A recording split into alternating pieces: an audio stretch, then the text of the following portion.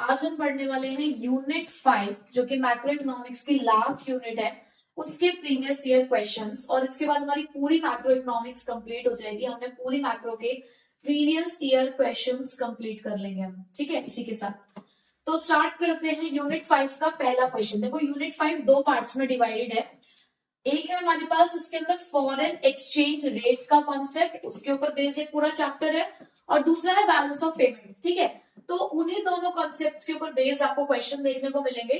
तो पहला क्वेश्चन है हमारे पास, giving the valid reason state whether the following statements are true और फॉल्स। आपको रीजन के साथ बताना है कि दो स्टेटमेंट्स ट्रू हैं या फॉल्स। तो पहली स्टेटमेंट है, dividend received from abroad, dividend received from investment abroad is recorded on the credit side of capital account। क्या ये सही है? पहली बात मैं आपको बता दूं कि बैलेंस ऑफ पेमेंट के अंदर हम दो अकाउंट मेंटेन करते हैं, करंट अकाउंट और कैपिटल अकाउंट। हमारे पास दो अकाउंट है उसके अंदर, कैपिटल अकाउंट और करंट अकाउंट, ठीक है। कैपिटल अकाउंट के अंदर वो सारी ट्रांजैक्शन आएंगी जो आपके एसेट्स और लायबिलिटीज को अफेक्ट करेगी। अगर आपने प्रीवियस वीडियो देखी होगी यूनिट 4 की, तो उसमें मैंने capital expenditure, capital receipts, revenue expenditure, revenue receipts पढ़ाया है। तो अगर वहां से कॉन्सेप्ट आपको क्लियर है तो कैपिटल अकाउंट में कैपिटल एक्सपेंडिचर और कैपिटल रिसीट्स वाली ट्रांजेक्शन्स आएंगी जो आपके एसेट्स और लायबिलिटीज को अफेक्ट करती है। और करंट अकाउंट में जितने भी आपके रेवेन्यू एक्सपेंडिचर, रेवेन्यू रिसीट्स, यानी कि ऐसी रिसीट्स, ऐसे एक्सपेंडिचर जो आपके एसेट्स और लायबिलिटीज को अफेक्ट नहीं करते, बट उन ट्रांजैक्शन को आप कहीं ना कहीं प्रॉफिट मेकिंग के लिए करते हैं, जैसे कि export and import of goods and services, unilateral transfers, तो वो सारी चीजें करंट अकाउंट में आती है, ठीक है। अब रिकॉर्डिंग कैसे होती है? देखो हमारे पास एक रूल होता है, जो बैलेंस ऑफ पेमेंट है वो double entry system of book keeping पे मेंटेन होता है। कौन सी एंट्री? डबल एंट्री सिस्टम पे। अब ये डबल एंट्री सिस्टम क्या होता है कि हर ट्रांजैक्शन के दो एस्पेक्ट है, एक एस्पेक्ट होता है डेबिट और दूसरा एस्पेक्ट होता है क्रेडिट। इन दोनों भाई बहन को जो कॉमर्स का बच्चा है वो तो बहुत अच्छे से जानता है, वो तो बहुत बिल्कुल वाकिफ है दोनों भाई बहन से, इनके बिना उनकी कॉमर्स चलती नहीं है।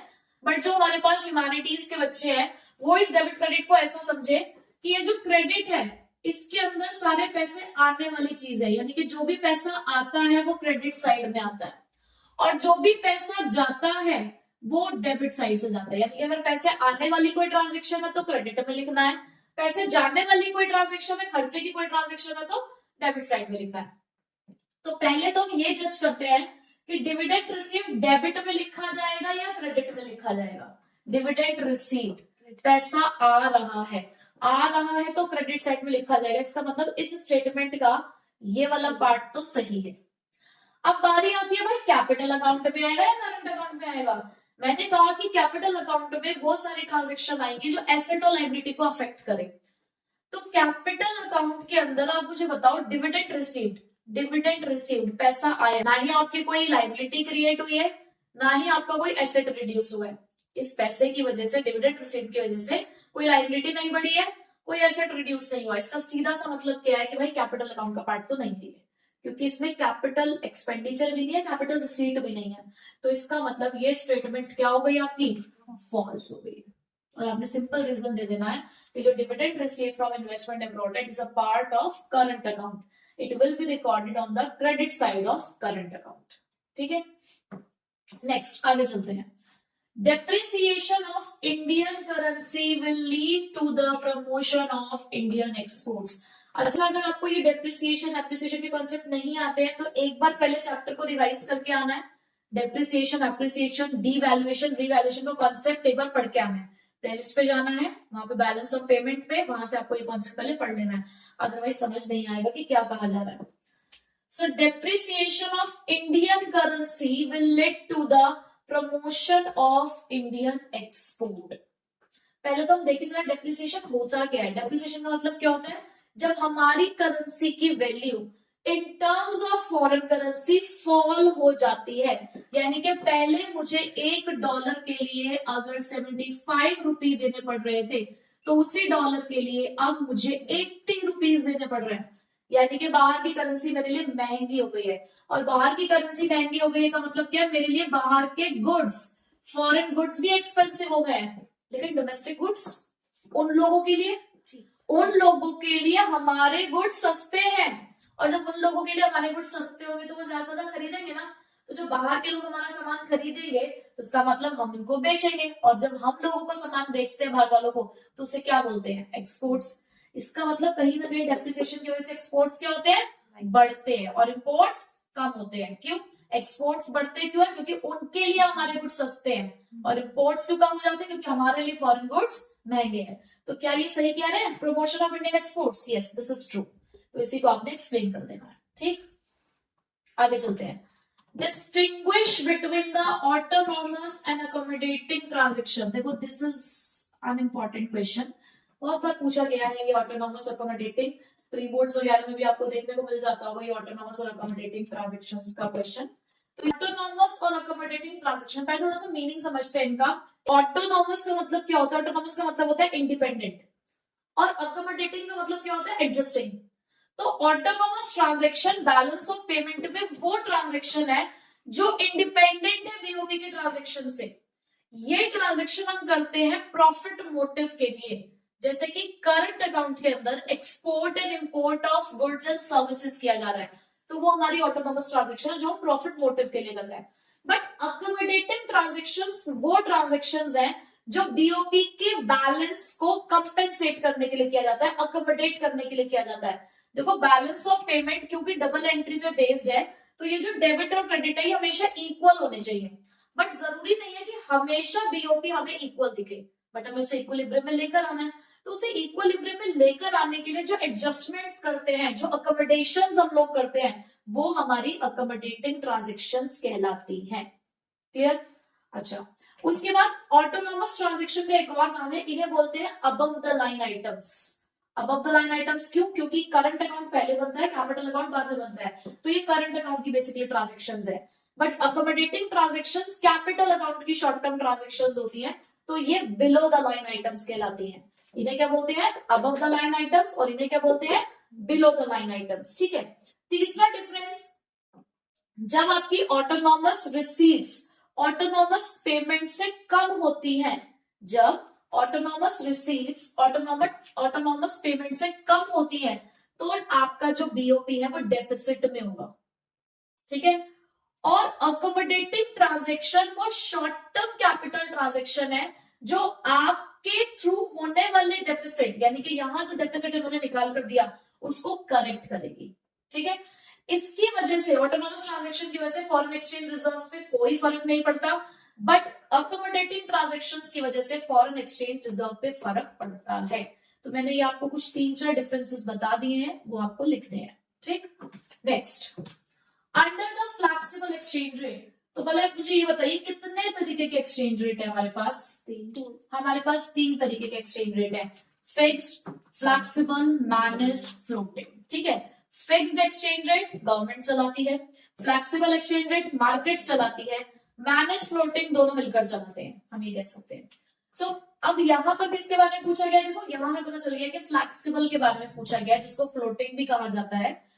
तो फ्लेक्सिबल एक्सचेंज रेट कौन से वाला है, मार्केट वाला, यानी कि जहां पर फॉरेन एक्सचेंज की डिमांड और सप्लाई के बेसिस पर एक्सचेंज रेट डिसाइड होगा।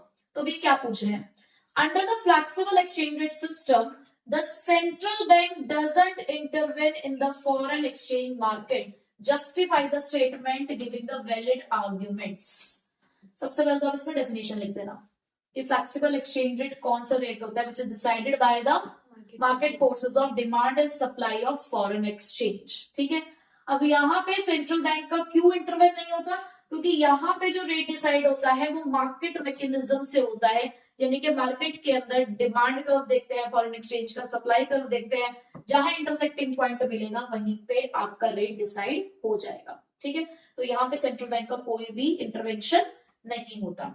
नेक्स्ट, बी पार्ट, इसी क्वेश्चन का B part, explain the impact of home currency depreciation on the exports of nation. नया क्वेश्चन है क्या, कुछ लग नहीं ना पड़ा सा, अभी जस्ट पढ़ा हमने, सेम क्वेश्चन रिपीटेड आया है कि डेप्रिसिएशन का एक्सपोर्ट्स पे क्या फर्क पड़ेगा, क्या फर्क पड़ेगा, इंक्रीज हो जाते हैं। ठीक है, अच्छा इसके जो क्वेश्चंस आ रहे हैं नॉर्मली वो 6 नंबर में आ रहे हैं 3+3 करके, इस तरीके से चैप्टर के क्वेश्चन पूछे जा रहे हैं। देखो फिर से 2 पार्ट आए क्वेश्चन में। Recently Indian rupee has depreciated significantly, फिर से डेप्रिसिएशन का क्वेश्चन है। This had led to the distress for the Indian importers, but इसे अब उन्होंने इंपोर्ट की साइड से पूछा है। उन्होंने कहा डेप्रिसिएशन हो जाने की वजह से इंडियन इंपोर्टर्स के लिए डिस्ट्रेस है, यानी कि ये सिचुएशन सही नहीं है। डिफेंड और रिफ्यूट द गिवन स्टेटमेंट। देखो जब ये वाले 2 वर्ड्स आते हैं ना, तो आपका जो आंसर शुरू होगा वो इस लाइन से शुरू होगा, that I defend the given statement और I refute the given statement. Defend मतलब होता है कि आप फेवर करते हो, रिफ्यूट का मतलब होता है कि आप उसका अपोज करते हो। ठीक है, तो बताइए आप रिफ्यूट करते हैं या डिफेंड करते हैं? क्या ये सही कह रहे हैं कि डेप्रिसिएशन से इंपोर्ट्स कम हो जाते हैं? सही कह रहे हैं। सो आई डिफेंड द गिवन स्टेटमेंट। क्यों? क्योंकि डेप्रिसिएशन हो जाने की वजह से, क्योंकि हमारे लिए फॉरेन गुड्स महंगे हो जाएंगे, क्योंकि हमारे लिए फॉरेन करेंसी महंगी हो रही है, तो इसीलिए जो इंपोर्ट्स है वो क्या हो जाएंगे? डिक्रीज हो जाएंगे। ठीक, next, distinguish between the trade deficit and the current account deficit. देखो जब हम, आपके पास ना 2 चीजें हैं, balance of trade and balance of current account. Balance of trade का मतलब क्या है? Only the difference of export and import of goods. जब हम यहाँ पे ट्रेड की बात करते हैं तो सिर्फ विजिबल ट्रेड की बात होती है। विजिबल ट्रेड मतलब only goods, but current account के अंदर goods, services as well as unilateral transfers भी आते हैं। यूनिलेटरल ट्रांसफर का मतलब क्या होता है? One sided transfers. जैसे कि रेमिटेंसेस भेजी जाती है कि पेरेंट्स अपने बच्चों को अब्रॉड में रेमिटेंसेस भेज रहे हैं, या बच्चे अपने पेरेंट्स को रेमिटेंसेस इंडिया में भेज रहे हैं, या फिर आपकी स्कॉलरशिप्स, गवर्नमेंट ग्रांट्स हो गए हैं, तो इस तरीके की चीजें जो होती है वो आपकी यूनिलेटरल ट्रांसफर्स होती हैं। तो करंट अकाउंट एक बड़ा, करंट अकाउंट का जो स्कोप है वो बड़ा है, ट्रेड का जो बैलेंस ऑफ ट्रेड का जो स्कोप है वो नैरो है। तो उन्होंने बोला ट्रेड डेफिसिट और करंट अकाउंट डेफिसिट में क्या डिफरेंस है? तो आप ये कह सकते हो कि it is the deficit of only export and import of goods, but this deficit is related to the export and import of goods and services. ठीक है, or you can say that trade deficit is a part of current account deficit. समझ गए? Next, explain what can be the likely impact of depreciation. भाई depreciation ने तो हद कर दी, बार बार आ रहा depreciation, that means very important concept है of the home currency on imports। फिर से यहाँ पर imports के बारे में पूछ लिया गया है, तो imports कम हो जाएंगे। ठीक है, नेक्स्ट इसी से मिलता जुलता एक क्वेश्चन है, distinguish between current account deficit and current account surplus. Current account deficit कब आएगा? जब रिसीट्स कम होंगी और पेमेंट ज्यादा होंगे, और यू कैन से कि जब इंपोर्ट्स ज्यादा है एक्सपोर्ट्स कम है, यूनिलेटरल पेमेंट्स ज्यादा है यूनिलेटरल रिसीट्स कम है, और सरप्लस कब होगा? जब यूनिलेटरल रिसीट्स ज्यादा होंगे और पेमेंट्स कम होंगे, या एक्सपोर्ट ज्यादा होंगे और इंपोर्ट्स कम होंगे, तो वहां पर आप कह सकते हो कि ये करंट अकाउंट डेफिसिट है और ये करंट अकाउंट सरप्लस। ठीक है, सो करंट अकाउंट डेफिसिट और करंट अकाउंट सरप्लस को एक और चीज भी बोली जाती है, अगर आपका बीओपी के, अगर आपके बीओपी के अंदर करंट अकाउंट डेफिसिट है, तो आप कह सकते हो कि आपकी जो कंट्री है वो है borrower to the rest of the world, यानी कि हम पैसा लेने वाले हैं। बट अगर हमारा बीओपी के अंदर सरप्लस दिख रहा है current account, we are the lender to the rest of the world, यानी कि हम उनको पैसा उधार दे रहे हैं। ठीक है, तो ये एक अच्छा पॉइंट है जो आपको जरूर डिफरेंस में लिखना चाहिए। ठीक, तो अब आगे बढ़ते हैं थोड़े से और क्वेश्चंस के साथ। State any 2 factors responsible for the inflow of foreign currency, यानी कि आपको कोई भी 2 ऐसे फैक्टर्स बताने हैं जिससे आपके पास फॉरेन करेंसी आती हो।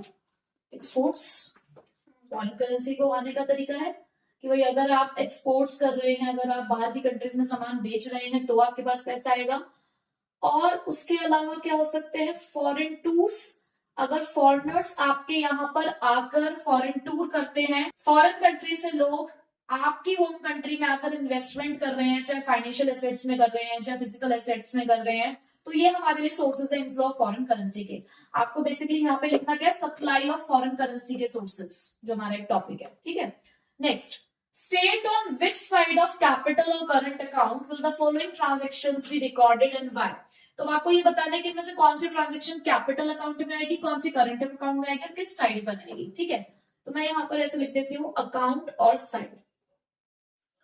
Interest on loan. Interest on loan. Interest on loan received from Nepal will be recorded in the capital account of BOP. क्योंकि इंटरेस्ट ऑन लोन रिसीव्ड है, पैसा आ रहा है, तो आने वाली चीज है क्रेडिट साइड. ठीक है, क्योंकि import of mobile phone, imports किए हमने. इंपोर्ट एंड एक्सपोर्ट किसमें पढ़ा हमने? करंट अकाउंट में. तो भाई ये भी करंट अकाउंट में रिकॉर्ड होगा, बट इंपोर्ट करने की वजह से पैसा जाएगा, तो it will be recorded in the negative side और you can say the debit side of the current account. ठीक है, तो और एक ट्रांजेक्शन लेकिन क्रेडिट साइड की और दूसरी ट्रांजेक्शन डेबिट साइड की है. Next, state giving the valid reason why the following statements are true और फॉल्स. अब आप देखो इस तरीके के क्वेश्चंस को ज्यादा ही पूछे जा रहे हैं, तो आपका फोकस इन्हीं पर ही होना चाहिए. पहला है the trade deficit is always a great cause of worry for an economy. सबसे पहले what is the trade deficit? Trade deficit is when the import of goods are greater than the export of goods. जब आप goods को खरीद ज्यादा रहे हो, बेच कम रहे हो, तो उसे ट्रेड डेफिसिट कहते हैं. तो कह रहे हैं क्या हमारी इकोनॉमी के लिए ये कॉज ऑफ वरी है? हम इससे पूरी तरीके से सहमत नहीं है इस स्टेटमेंट से. क्यों? क्योंकि कहीं ना कहीं अगर हम गुड्स का इंपोर्ट करें तो उसका मतलब ये नहीं है कि भाई हमारे लिए यहाँ पे सिचुएशन खराब है.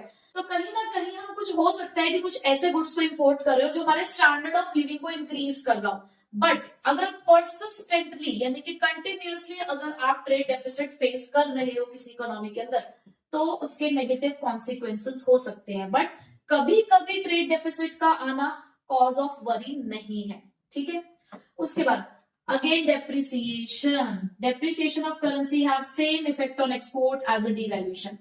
करेक्ट, ट्रू, बिल्कुल सही बात है, क्योंकि डेप्रिसिएशन का मतलब भी वही है, डिवैल्यूएशन का मतलब भी वही है, बस दोनों अलग अलग सिस्टम में इस्तेमाल होते हैं. उनका मीनिंग तो सेम है, बस डेप्रिसिएशन फ्लेक्सिबल एक्सचेंज रेट में यूज होता है और डिवैल्यूएशन फिक्स्ड एक्सचेंज रेट में यूज होता है. बट दोनों का मीनिंग सेम है, इफेक्ट सेम है कि दोनों के अंदर जो एक्सपोर्ट्स होते हैं वो इंक्रीज होते हैं और इंपोर्ट्स जो होते हैं वो डिक्रीज हो जाते हैं. Investing in asset abroad, India वाले बाहर पैसा लगा रहे हैं, that will be recorded under the debit side. अगर हम पैसा बाहर लगा रहे हैं इसका मतलब पैसा तो जा रहा है, यानी कि आउटफ्लो है. और अगर आउटफ्लो फॉरेन करेंसी है, पैसे जाने वाली चीज है, तो बिल्कुल करेक्ट बात है कि भाई डेबिट साइड में ही रिकॉर्ड होगा. बट क्या कैपिटल में रिकॉर्ड होगा? मैंने बोला कैपिटल में रिकॉर्ड किया हमने इन्वेस्टमेंट करी है बाहर, तो investment is a part of capital account. क्यों? क्योंकि वो हमारे एसेट को अफेक्ट कर रहा है. तो बिल्कुल ट्रू है ये स्टेटमेंट कि अगर इंडियंस बाहर पैसा लगाते हैं एसेट्स के अंदर, तो वो कैपिटल अकाउंट पे डेबिट साइड में ही रिकॉर्ड होगा. बिल्कुल सही बात है. Last question, the balance of trade shows a deficit of ₹600 crores and the value of exports is 1000 crores. What will be the value of imports? देखो यहां पे आपको बताया गया कि आपके पास ना ट्रेड डेफिसिट है, और ट्रेड डेफिसिट कितने का है आपके पास? 600 करोड़ का है. जबकि एक्सपोर्ट आपके पास 1000 करोड़ का है, तो इंपोर्ट क्या होगा? देखो ट्रेड डेफिसिट का मैंने अभी आपको बताया. ट्रेड डेफिसिट अगर आपको निकालना है तो फॉर्मूला है export of goods minus import of goods, या सिंपल एक्सपोर्ट माइनस इंपोर्ट. इसके साथ ना इंसाफी क्यों? Export minus import. अब देखो आपके पास डेफिसिट कितने का है, यहाँ पर मिल चुका है 600 करोड़ का, और एक्सपोर्ट्स कितने के हैं आपके पास? 1000. तो भाई बता दो इंपोर्ट्स कितने के होंगे? 400. तो इंपोर्ट्स आ गए आपके पास 400 करोड़. ये एक नंबर का क्वेश्चन है. ठीक है, सिंपल सा आपको पता चल गया, कॉन्सेप्ट के ऊपर बेस्ड आपका न्यूमेरिकल था. ठीक है, तो अब हमने क्या देखा यूनिट 5 के अंदर कि एक तो भाई जो शहंशाह था वो डेप्रिसिएशन था. बहुत ज्यादा डेप्रिसिएशन के क्वेश्चन पूछे गए हैं, plus deficits, trade deficit, current account deficits, कौन सा किस साइड में लिखा जाएगा, लगभग इसी तरीके के क्वेश्चन ज्यादा पूछे गए हैं. बहुत ज्यादा कोई वैसे वाला क्वेश्चन नहीं पूछा गया जिसमें कुछ लर्निंग है.